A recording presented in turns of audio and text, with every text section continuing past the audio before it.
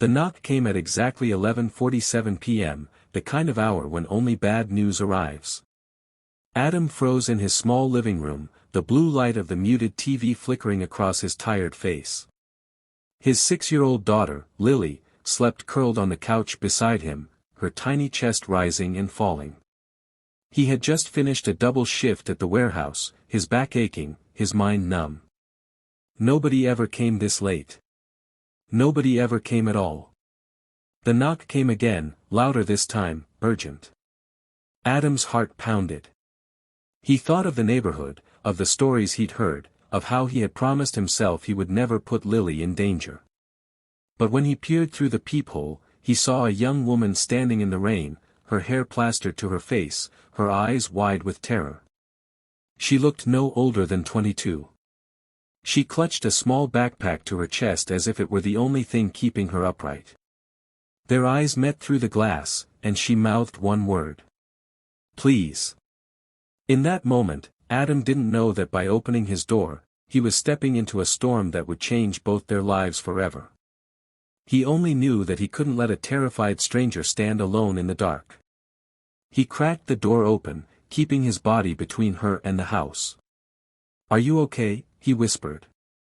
The woman shook her head, tears mixing with rain. They're following me, she said, her voice barely a breath. I don't know where else to go. Adam hesitated. Every instinct screamed danger, but then Lily stirred on the couch, and he remembered what it felt like to be helpless. He opened the door wider. Come in. Be quiet. My daughter's asleep. The woman slipped inside, dripping water onto the worn carpet. She looked around like a trapped animal. Thank you, she whispered. My name is Mia. Adam grabbed a towel and handed it to her. I'm Adam. He pointed to the couch. That's Lily. It's just us. Mia's eyes softened when she saw the sleeping child. You're a good father, she said quietly. Adam gave a sad smile. I try. Sit. You're safe here. Mia trembled as she sat, her hands shaking so badly Adam poured her a glass of water. Who's following you? He asked gently. She stared at the floor. People I trusted, she said. I made a mistake. A big one. Adam nodded. He didn't push. He had learned after his wife passed that some pain couldn't be forced out. You can stay tonight, he said. We'll figure things out in the morning. Relief flooded her face. You don't understand what this means to me, she whispered. The sound of tires screeching outside made her flinch. Adam's muscles tensed. He peeked through the window and saw a dark car idling across the street. His chest tightened. Is that them? He asked. Mia nodded slowly. They won't stop until they find me. Adam swallowed hard. He was just a warehouse worker, barely surviving paycheck to paycheck. He had nothing to offer but a locked door and a stubborn heart. Then they'll have to get through me, he said. He didn't realize how true those words would become. Minutes passed like hours. The car eventually drove off, but the tension stayed thick in the air. Lily woke up and rubbed her eyes. Daddy, she murmured. Adam lifted her gently. Hey, Peanut. You're okay. Lily noticed Mia and hid her face. Who's that? A friend who needs help, Adam said. Lily studied Mia, then smiled shyly. You can have my blanket, she said, holding out her favorite pink one. Mia's eyes filled with tears. Thank you, she whispered. Adam watched the exchange, his heart aching. He put Lily back to sleep and sat across from Mia. You don't have to tell me everything, he said, but if you're in danger, I need to know how serious it is. Mia took a shaky breath. I used to work for a tech company, she said. They were doing something illegal. Stealing data, selling it. I found proof. When I tried to report it, they found out. Now they want to shut me up. Adam felt his stomach drop. This wasn't just trouble. This was dangerous. Why come to me? He asked. I ran, she said. I didn't know where to go. Your porch light was on. You looked kind. Adam laughed bitterly. Kind doesn't pay the bills, he said. But I guess it opens doors. The night passed in fragments of sleep. Adam stayed awake, listening for every sound. Memories of losing his wife in a hit-and-run haunted him. He had failed to protect once. He wouldn't fail again. At dawn, Mia stood by the window. I can't put you and your daughter at risk, she said. I should leave. Adam shook his head. Not until we know you're safe. He called an old friend from high school, Mark, who worked as a journalist. Mark listened carefully.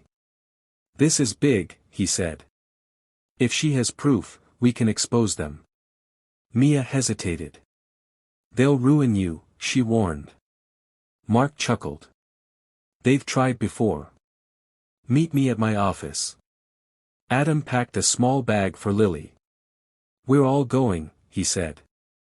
Strength in numbers. On the way, Adam kept checking the mirrors. A black car appeared behind them. His pulse spiked. They found us, Mia whispered. Adam's hands tightened on the wheel. He took a sudden turn into a crowded market street. People flooded the road.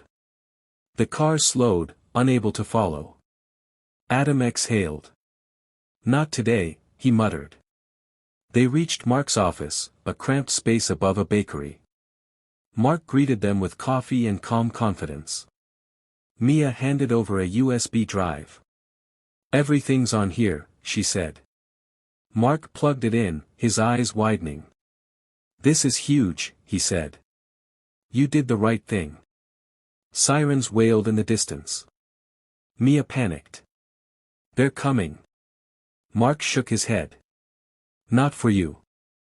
I already called the authorities. Adam stared at him. You what? Witness protection, Mark said. She'll be safe. The police arrived, but instead of arresting Mia, they escorted her out gently. An officer shook Adam's hand. You did a brave thing, he said. You and your daughter saved a life. Adam felt tears sting his eyes.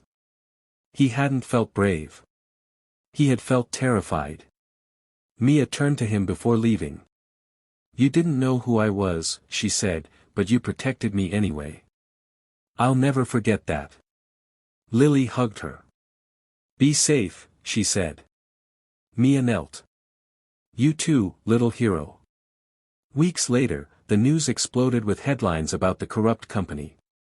Arrests were made. Mark won an award. Adam went back to his quiet life, but something inside him had changed. One evening, there was another knock at the door. His heart skipped, but when he opened it, Mia stood there, smiling, looking stronger. I wanted to thank you properly, she said. They relocated me, gave me a new job. I'm safe because of you. Adam smiled. You were brave first, he said. Lily ran to hug her. They sat together, laughing, sharing stories. That night, as Adam tucked Lily into bed, she asked, Daddy, why did you help her? Adam thought for a moment. Because sometimes, he said softly, the world tests us when we least expect it. And even when we're lonely, scared, or tired, we still have a choice. We can close the door, or we can open it. Lily yawned. I'm glad you opened it. Adam kissed her forehead. So was he. He didn't know who he had been protecting that night, but he knew who he had become. A man who chose courage over fear.